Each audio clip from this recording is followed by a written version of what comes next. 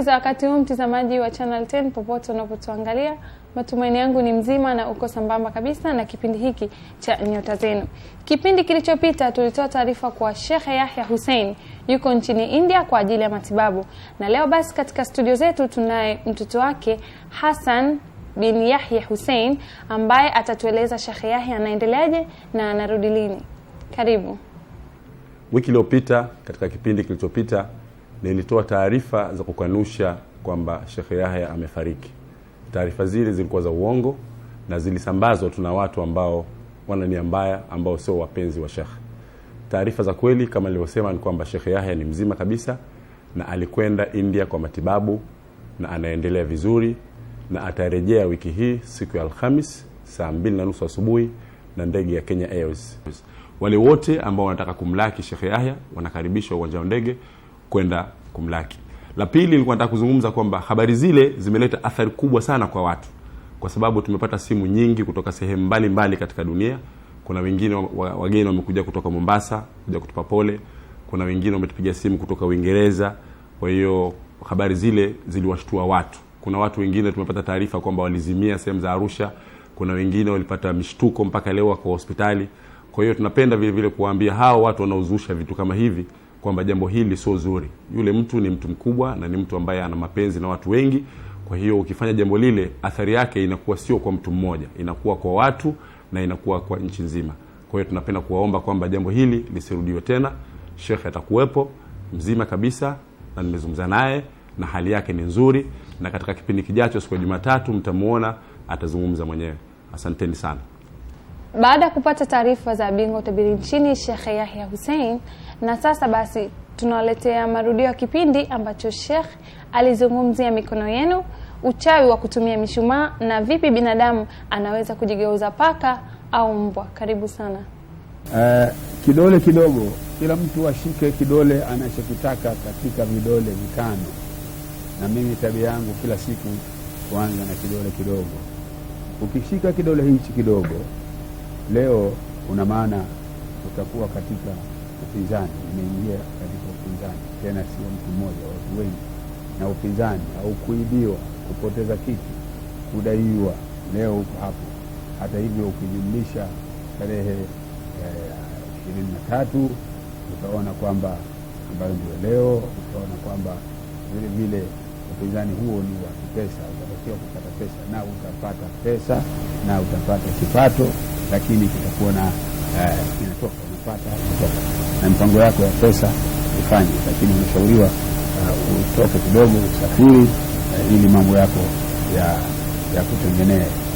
Na ikiwa umeshika kwa hapa chini kabisa, shika kwa hapa chini, inaonekana kwamba unakuwa utatokea mashindano makali kati yako wewe na mpenzi wako wa zamani au mtu uliachana naye, au pana uwezekano wa kukutana na mtu uliachana naye.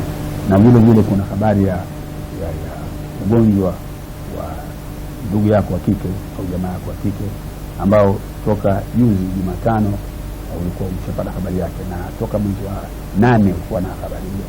Na ugonjwa huo nataka mshughulikie, au anaweza kutolewa huyo mgonjwa wenu. Kama umeshika hapa kidole hichi ni kidole cha simba. Kama nasema nyota ya simba sayari yake ni sun, yani jua. Nyota ya simba sayari yake sana jua. Na kama umeshika hapo leo, basi wewe uko katika bahati nzuri, upata pesa na utakutana na ndugu yako na mpenzi wako wa zamani mliozoeana.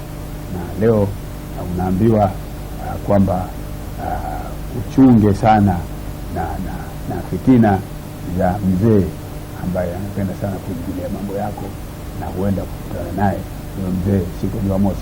Lakini wewe leo siku yako ndio pesa utapata na kipato, lakini kutoka kwa mpenzi wako wa zamani. Na tarajia kumdhibiti mpenzi ambaye hana haja na wewe. Na vile vile kuna habari ya kibarua, kazi na mabadiliko ya kikazi, na kuna uwezekano wa kupata cheo. Na wakati wa kupata cheo na unachotaka ni mwezi wa Januari. Ukifikia Januari 15 mambo yako ya kikazi yatakuwa sawa. Haya, ukishika kidole hichi cha tatu, hichi ni kidole cha mlima wa Saturn, the Mount of Saturn, na nyota zake ni mbili. Nyota zake ni mbili. Nyota kwanza ni Capricorn, nyota pili ni Aquarius, yani mbuzi na ndoo, ndio mahala pa hapo. Na leo wanaambia kwamba utasafiri na utageuza mpango yako na utapata cheo kwa uchache. Kama una mpango wa safari, safiri, na kama huenda ukawa unafikiria kubadilisha jambo, basi wanaambia badilisha ile jambo, lakini pokea wageni. Kuna wageni wengi ambao walianza kufika toka jana Ijumaa wageni kufikia, na mpaka Ijumaa ijayo itakuwa unapata wageni, lakini wageni wa watu wazima. Na mmoja kati ya wageni hao ni jamaa ya mke wa mtu fulani ambaye wamekorofishana, utakuja wako kutaka kusuluhishwa. Ikiwa umeshika kidole hichi hapa, kidole hichi hapa umeshika, basi kuna hichi ni kidole cha mlima wa Jupiter. Jupiter ni sayari ambayo inashirikiana na Neptune, sayari mbili pamoja. Neptune kama satellite ya Jupiter, na nyota zao ni mbili, mshale, nyota zao ni mshale na samaki, mshale na Pisces. Sasa hapa leo unaambiwa safiri, ondoka, ama usingoje kitu. Unataka kujua, unataka ufanye nini, unaambiwa chukua hili jambo la sasa, utafanikiwa kabisa. Lakini hata hivyo chunga wizi, kuna hatari ya kuibiwa, na atakayekuibia ni huyo jamaa ambaye unaye sasa. Na vile vile utapata marafiki wengi utakapotumia jioni. Na unaambiwa mwezi wa Novemba ni mwezi mzuri kwako wa kusafiri. Unaambiwa ikifika Novemba tarehe 23, 24 utapata mambo mengi, na unaweza kupata safari ya nje au kualikwa mialiko ya nje. Ukiwa umeshika hapa kati ya kidole cha shahada au kidole gumba, au umeshika kidole gumba, umeshika hapa kati ya vidole hivi, au umeshika hapa, wewe unafasiriwa kwamba upo katika mlima wa Mars. Mars ni sayari kwa Kiarabu inaitwa Marikh, na Mars inashirikiana na satellite yake ambayo inaitwa Pluto. Mars ni Pluto, na nyota zake ni mbili, ni punda na nge. Nyota zake ni mbili, punda na nge. Ikipita mahala Mars, basi watu wanavaa nguo za kubana. Ikipita mahala sayari ya Mars, au watu wakienda kwenye Mars, watu watakuwa wanavaa nguo ndefu. Halafu Mars inatawala sehemu za siri Mars. Kwa hivyo utaona, kwa vile sasa watu wamekwenda kwenye anga ya Mars, ndio utaona watu kila mtu fizi anashika sehemu yake ya siri. Eti suruali ndefu, basi anaishika, anainua, na huko anashika sehemu ya siri. Watu wanashika sana sehemu ya siri kwa sababu wamekusha kanyaga sayari ya Mars. Sasa hawa watu walishika hapa leo wanaambiwa watapata pesa, lakini shati wazungumze sana na wasitafute, utapata pesa ziko. Halafu tena wanaambiwa vile vile ni rahisi kwa wao kufunga ndoa, hata kwa yule mpenzi ambaye sio kabila yake au yule ambaye walikosana naye. Kwa hivyo huu ni wakati wao wa ndoa na wakati wao wa pesa, na hasa ukishika dole gumba lenyewe. Ukishika hapa sawa, lakini ukishika dole gumba lenyewe maelezo yako ndio haya. Kama umeshika hapa dole gumba, mnaliona hili hapa kwa chini, ukishika hapa chini unaambiwa kwamba hapa umeshika mlima wa Venus, yani huo ndio mlima wa wanamuziki, mlima wa Taurus na Libra, ndio mlima wao, yani nyota ng'ombe na nyota ya mizani. Hawa wanaambiwa leo wako katika neema, wako katika pesa, wako katika kutawala, wako katika kufa kwa ghafla. Yani hapa ndio mahala pa wanamuziki, hapa ndio mahala pa wanawake kupata vyeo, hapa ndio mahala pa starehe. Mkiona siku hizi nyimbo ziko nyingi sana, watu wanakuimba nyimbo mbalimbali, hapa ndio mlima wao. Kwa hivyo wanamuziki na watu wote wako hapa. Mambo mazuri yatawafika, mambo mabaya yatawafika kwa ghafla. Na mwezi wake ni mwezi wa Taurus, mwezi wa 4, na mwezi wa 7, mwezi wa 9 huu, na mwezi wa 10, mwezi wa 9 mwezi wa jana, na mwezi wa 10 mpaka baada ya tarehe 22. Kwa hivyo mambo mengi yatatokea na mtayaona. Na ukishika hapa ukishika hapa ni karibu na mwisho wa mkono hapa ukishika hapa pana mlima wa mwezi. Ukishika hapa, basi wewe mtu anashika hapa mwepesi kulia, mtu anashika hapa atakuwa na matako manene, mtu anashika hapa atakuwa mwepesi akienda anacheza, mtu anashika hapa atakuwa ana bahati sana ya kuoa wazee au ya kukaa na watu wazima. Mtu atakashika hapa ananiuliza afanye jambo lake au asifanye, kwa sababu anashaka na mtu anashirikiana naye. Lakini unaambiwa wewe una hali nzuri, wewe utapata pesa leo, wewe utapata mali, wewe utakirimiwa, wewe utaalikwa mwezi wote mpaka mwisho wa Novemba, lakini tu unakubali kutofuata waziri au jamaa yako fulani ya kuhusu kifo chake, na kifo hicho sio chako, ni kifo kitakuwa cha kitaifa, kinaweza kutokea hapa au hasa kwa watu wanaofanya uchaguzi nchi fulani. Tutapata habari kwamba mmoja hatoweza kufanya uchaguzi, na habari itakuhusu habari. Na hii alama hii hapa na hii hapa ni sawa sawa. Hii hapa ni Mazi na hapa Mazi. Kwa hivyo Mazi yuko huku na huku, na tutapeni heri kwa mikono yenu wiki hii. Kwa hayo tuliwaambia, mpaka wiki ijayo Jumamosi yao tutakukabili tena. Mpenzi mtazamaji wa Channel 10, napenda kuwakumbusha tena Sheikh Yahya bado yuko India kwa matibabu, lakini ofisi zetu bado ziko wazi. Ni kuanzia saa 12 asubuhi hadi saa 12 jioni. Au unaweza kuwasiliana nasi kupitia namba hizi ni 0754672464. Kwa nambari nyingine unaweza kuwasiliana nasi kupitia namba hii ni 0718787091. Kwa wale wateja wetu ambao mngependa kuwasiliana nasi kwa nyakati za usiku ni 0712922953. Vile vile unaweza kuwasiliana na ofisi zetu kwa nambari 22217017, au unaweza kuwasiliana na ofisi za Sheikh Yahya kupitia sanduku la posta namba 21250 Dar es Salaam. Vile vile unaweza kuwasiliana na Sheikh Yahya kupitia katika website yake ambayo ni www.astrosheikhtz.com. Kwa wale wateja wetu mlio mbali, mnaweza kuwasiliana na Sheikh kupitia email address yake ambayo ni sheikhayahya@gmail.com. Mpenzi mtazamaji, kwa wale ambao wangependa kujua nyota zao, usikose kusikiliza Radio Uhuru kuanzia siku ya Jumatatu hadi Ijumaa saa 5 kasorobo asubuhi hadi saa 5 kamili. Na mtazamaji, kama ndo kwanza unafungulia TV yako, kipindi hewani ni Nyota Zenu. Baada ya kupata tangazo kutoka kwa Aisha Shirima, sasa ni muda wa kuona maswali na majibu. Kuna swali hapa inauliza kuwa yeye yuko wapi. Hajasema ni maeneo gani yupo, lakini anaitwa Nurdin Omar. Anasema kwamba uliwahi kuzungumza kwamba unaweza kupata jini la msaada. Je, afanyeje ili aweze kupata ile jini la msaada? Sawa, aje kuniona, tamsaidia. Swala lingine ni Bwana Mubaraka, anamchumba anaitwa Mwanaidi lakini hawaelewani. Ndio. Anasema je, afanye nini? Mubaraka nani? Mubaraka. Hajasema Mubaraka nani? Mwanaidi sio? Ndio. Simu yake ngapi? Ni 074 44 408855. 408855. Haya, sasa Mubaraka 1234567. Mwanaidi 1234567 8. Jumla ni 15. Ukijumlisha jumla 15, 1 na 5 ni 6. Kelele hizo zinakuja kwa sababu ya nyumba ya 6. Yaani tumesema namba 6 kila siku ni namba ya kelele.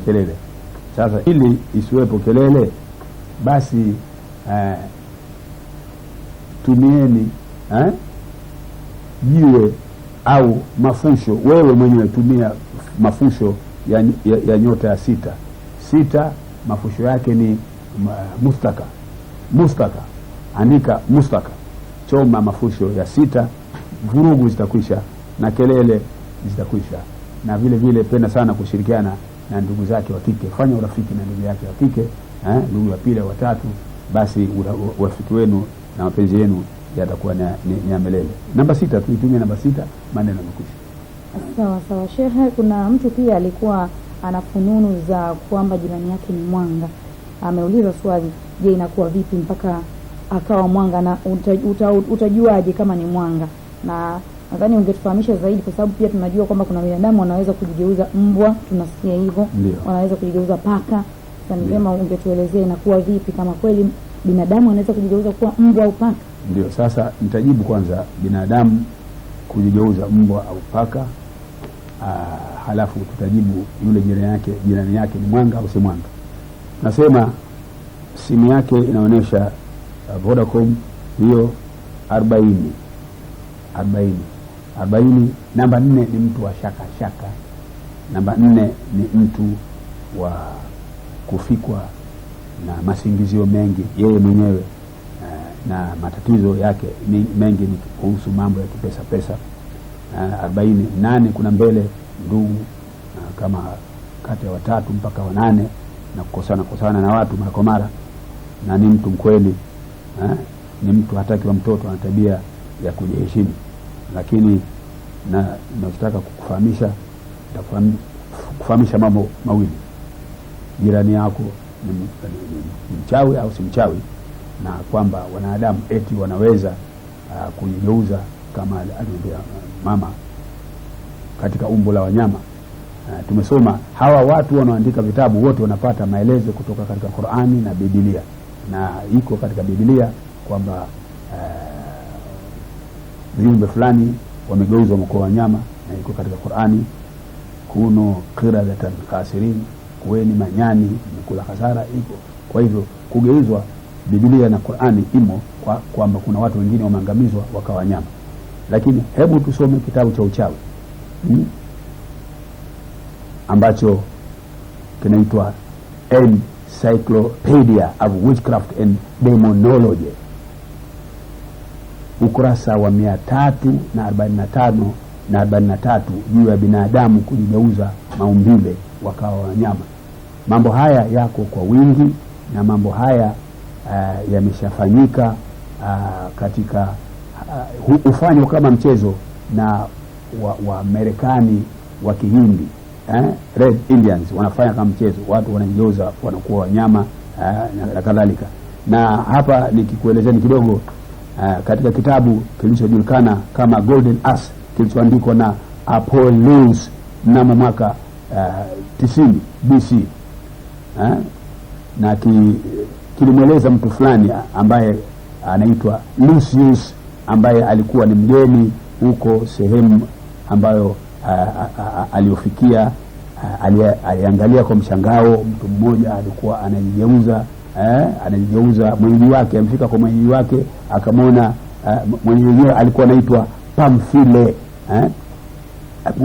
mwenyeji wake anajigeuza, anavua nguo zake zote na kujipaka aina fulani ya mafuta kwenye mwili wake, akageuka kuwa ndege saa ile akaruka. Naye yule bwana alipoona vile basi akataka mwili mwenyeji wake, naye akachukua mafuta yale, lakini alipojipaka hajui mwenyeji wake alianzia wapi, alianzia kwa juu au kwa chini. Alipojipaka basi badala ya kufikiria kama angekuwa ndege, akawa paka, akahemewa. Hiyo moja, na kuna mifano mingi sana ambayo kwamba binadamu wanajigeuza na wanakuwa wanyama. Hata hapa tunaye vile ushahidi mmoja.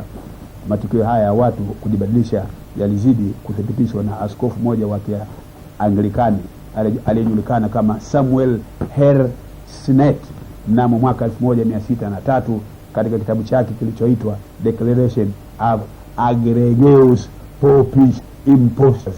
Kitabu chake huyo amethibitisha kwamba watu wanageuka. Alisema ni vigumu kwa watu wengine kuelewa, lakini ikiwa mtu au mchawi akijibadilisha na kuchukua umbo la mnyama, mfano paka, na iwapo akipata majeraha kama kukwaruzwa na mnyama mwingine, basi yule anapogeuka tena akawa binadamu, basi huyo huwa tena majeraha yale aliyopigwa siku ile alipokuwa paka yatabaki pale na hawezi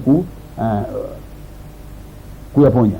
Na tunao hadithi hapa vile katika kitabu kinachofahamika sana duniani ulimwengu mzima, kinaitwa The Devil Delusion cha mwaka 1649. Kinaeleza matukio mbalimbali yaliyokuwa yanatokea, ambapo watu walikuwa wanastarehe, wanajigeuza kwenda maumbile yao, wakawa mbwa, wakawa panya, wakawa ndege wa rangi ya kijivu, wakawa nyoka, wakawa sungusungu, wakawa sungura, ambapo katika tukio mojawapo Mrs. Julian Cox na mwaka 1663 alipatikana na hatia ya kujigeuza sungura.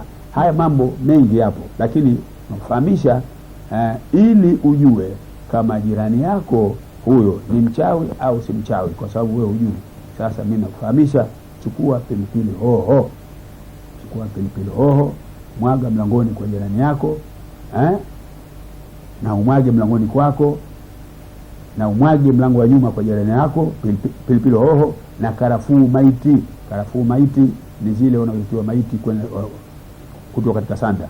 Karafuu maiti saga pamoja na pilipili hoho, weka mbele ya mlango wa jirani yako, mbele na nyuma na kwenye dirisha lake. Unasikia? Ukimsikia hakohoi basi ni mwanga, na kama hujamuona siku 3 ujue ni mwanga, maana atakuwa hakohoi na hatoki ndani.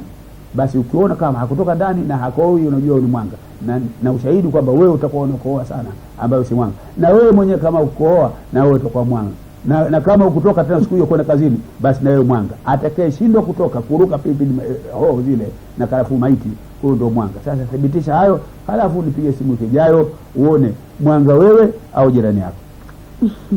Mwanga shehe, umesema akishindwa yeye anakuwa mwanga, au yeye mwanga na mchawi wana tofauti? Mwanga na mchawi ni namna moja, lakini mwanga anapenda sana kutembea uchi, anaona raha kutembea uchi. Mchawi huwa pengine anavaa ngozi au anavaa kitu gani, lakini mwanga huna raha kutembea uchi. Sasa mwanga yeye ametumia jina la mwanga au mchawi. Sasa ili mwanga asifanye kazi, mtupie pilipili hoho penda chumba chake au mlangoni. Kwa hiyo ukitupa pale zile pilipili hoho huko au dishani kwake, au na wewe ukatupa, ukiona hakohoi, yeye hakohoi, maana pilipili hoho zikiwa nyingi lazima ukohoe, hakohoi na hakuna dalili ukohoa, na ukiona hatoki nje, maana ukitelewa hamuonani wiki nzima, basi utajua mwenzangu yuko mwanga. Na tendo hilo likitokea na wewe pia uweke kwako, ukiweka kwako, ukiweka pilipili hoho ukikohoa sawa, kama ukohoa basi utajua. Hizo ndio njia za kumkamata mwanga. Kwa hivyo mpaka hapo tutakapothibitisha hayo tutajua mwanga wewe au mwenzio. Na umesema kwamba binadamu wameweza kujigeuza wanyama mbalimbali, imethibitishwa hivyo hapo zamani. Siku hizi sijui kama imethibitishwa kwamba kweli wamejigeuza paka au mbwa. Na kama umegundua kwamba huyu sasa ni fulani amekuwa paka, je, unaweza kama umegundua unaweza kufanya asibadilike abaki katika umbo lile la paka? Ninachotaka kukuambia ni kwamba utaalam, hata kesi za mahakamani, hata mambo yote tunayofanya sasa ni ya zamani. Hata wakili anakuja mahakamani anatoa reference, kitabu fulani, kesi fulani, mwaka fulani, India imekuwa hivi, Uingereza imekuwa hivi, ndio hayo mambo yote ya sasa na zamani. Na haya mambo tunayotoa ni mambo ambayo yako hakataliki na yako ndani ya vitabu vya dini. Kwa hivyo watu wanajeuza kwa raha kabisa, na ni rahisi sana kujeuza. Lakini matatizo mengine unaweza kukosa ile dawa ya kurudi, halafu ikawa matatizo, ndio unabaki mbwa. Na wengine kama ndio dawa kidogo basi unabaki unaweza kujeuza kama dawa haikutosha pua yako ikawa haiko, au ikawa pua ya chura, matatizo yanakuwa au mkia ukakataa kurudi, inakuwa matatizo. Lakini watu wanajibadilisha kwa raha sana, na watu wengi hupenda sana kujibadilisha katika umbo la panya. Maana unaingia benki, unaingia mahali popote, kuliko umbo la mbuzi, la paka au umbo kubwa. Ninachotaka kukuelezeni na kuambieni ni kwamba kila kitu katika dunia hii ni dawa, ni chakula, ni cha manufaa. Hata mkojo, hata kinyesi tunatumia kwa mbolea, kila kitu, hata ngozi, viatu, kila kitu. Kwa hivyo hii mishumaa au rangi hizi zimewekwa kusaidia binadamu. Sasa nakupeni matumizi ya mshumaa na maajabu ya mshumaa. Nilikushasema siku ile na leo narudia tena, mshumaa hadi mshumaa, siku hadi siku.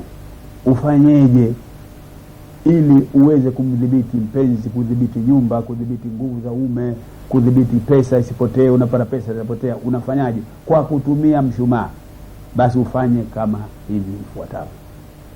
Kama una matatizo siku ya Jumapili, basi mshumaa unaotakiwa ni wa rangi ya njano au wa rangi ya dhahabu. Chukua mshumaa wa rangi ya njano au ya rangi ya dhahabu, na siku hiyo au mshumaa huo wa rangi ya njano ukitumia Jumapili, basi unatibu matatizo yanayotokana na umaskini, au ukiwa unataka utajiri, unataka pesa, au unataka afya nzuri, au kumtibu mgonjwa, na ukishatumia mshumaa huo vile vile upate na mafuta yake. Mafuta yake yanayotumika ni aina ya frankincense. Hayo ukitaka tutakuja ofisini kwetu, utamkuta mtu mmoja anaitwa Hassan. Huyo ndio kazi yake kutoa mambo ya dawa hizo za kupa bahati zikishirikiana na mshumaa. Ule ukiwa na shida tu Jumapili, basi chukua mshumaa wa rangi ya njano, washa pale, uone kama nani atakuhangaisha. Akuhangaishi mtu rangi ya manjano au rangi ya dhahabu, lakini ujue na saa yake. Saa yake saa 12 asubuhi mpaka saa 1, au saa 7 mpaka saa 8, au saa 3 usiku mpaka saa 4, ndio saa zake. Siku ya Jumatatu, na nikisema hivi mshumaa wa rangi ya njano, basi hata nguo vile vile siku hiyo ukiona una matatizo, vaa nguo ya njano, japo nguo ya ndani, vaa nguo ya njano siku ya Jumapili popote, au chukua kitambaa cha njano au kitu chochote, hata kipachike juu ya mfuko wako hapa, kitambaa cha njano, nenda unapotaka, hakuna mtu atakayekuleta matatizo. Siku ya Jumatatu, mshumaa unaotakiwa ni wa rangi nyeupe au rangi ya urujuani, violet, nyeupe au urujuani. Na rangi hiyo nyeupe Jumatatu inatibu matatizo yanayotokana na wewe mwenyewe, wasiwasi na maradhi sugu yasiyopona. Kwa mfano, utataka kukutana na mtu mwenye maradhi sugu siku hiyo, basi hukutane naye, mshumaa huo utazuia, au ugonjwa hautokufika. Jumatatu rangi nyeupe inazuia, na urujuani inazuia wasiwasi. Kama una pressure inakwisha mara moja, vaa nguo nyeupe, pressure inakwisha, hasa ikiwa Jumatatu. Na hasa mgonjwa wako ukiwa na matatizo Jumatatu, mvalishe nguo nyeupe au weka nguo nyeupe, matatizo yanakwisha. Lakini yanatakiwa vile vile na mafuta ya kujipaka ya aina ya Camp Hor, na bingwa mambo hayo ni Hassan. Kwa leo kipindi cha Nyota Zenu ndio kimefika ukingoni, ambacho leo kilikuwa marudio ambayo Sheikh alizungumzia mikono yenu na uchawi wa kutumia mishumaa, na inakuaje mtu anaweza kujigeuza paka au mbwa. Kama mlivyotangaziwa hapo awali, Sheikh Yahya Hussein anarudi siku ya Alhamis saa 2 asubuhi na shirika la ndege la Kenya Airways. Kwa wale wapenzi wa Sheikh Yahya, mnakaribishwa. Jina langu Zaini Ahmed na mwenzangu Aisha Shirima, na atakia utazamaji mwema wa vipindi vinavyofuata hapa Channel 10.